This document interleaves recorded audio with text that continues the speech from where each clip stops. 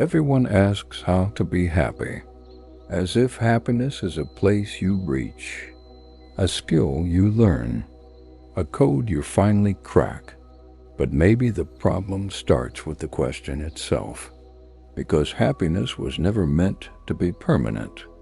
If it were, we wouldn't recognize it. It would just be the background of our lives. We don't ask how to be warm all the time, or how to be awake forever.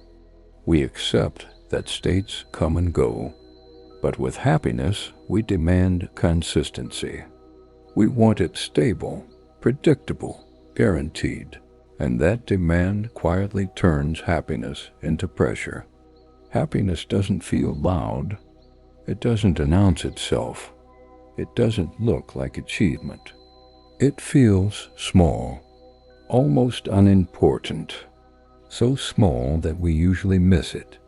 We notice happiness only when it leaves, when a version of our life becomes memory. Happiness is often invisible while it's happening. We think happiness is about having the right life, but most of the time, it's about having the right attention. Two people can live the same moment. One feels empty, the other feels alive. We keep trying to design a perfect future, as if happiness is waiting for us there.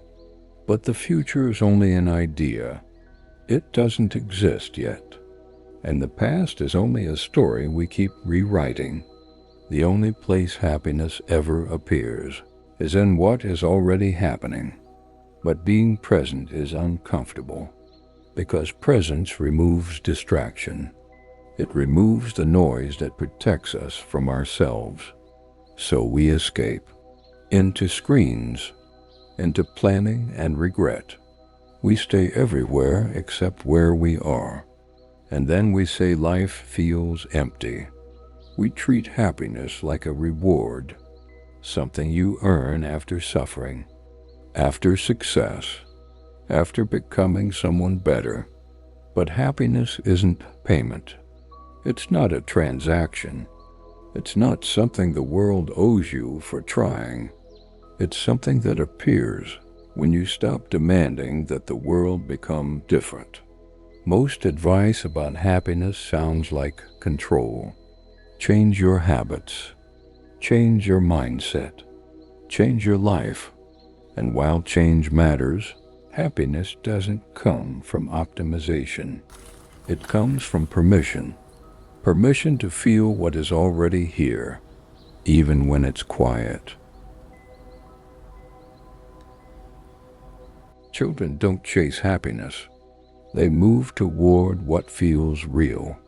Curiosity, play, connection, and happiness follows them without being named. Adults chase happiness directly, and it runs away, because happiness is a side effect, not a target.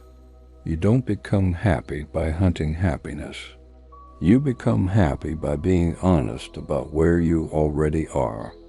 A lot of unhappiness comes from comparison, not because others are doing better, but because we turn life into a competition. We compare our behind the scenes to someone else's highlights. You need permission to be unfinished. Happiness isn't found in certainty. It lives in acceptance. Acceptance that you will change. Your desires will change. Your dreams will evolve or disappear. And that none of that is failure. So how do you be happy? You stop trying to manufacture it. You stop asking life to impress you. You stop treating every moment as a stepping stone to something better. You let moments be enough.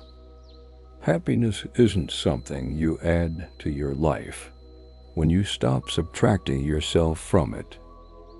It's something that shows up. You don't become happy by becoming more. You become happy by needing less. Less resistance, less comparison, less pressure to become someone else. Happiness isn't a destination. It's a way of staying with yourself, staying without demanding transformation. And maybe that's the real answer. You're not supposed to find happiness. You're supposed to stop running from it, because it was never ahead of you. It was always here,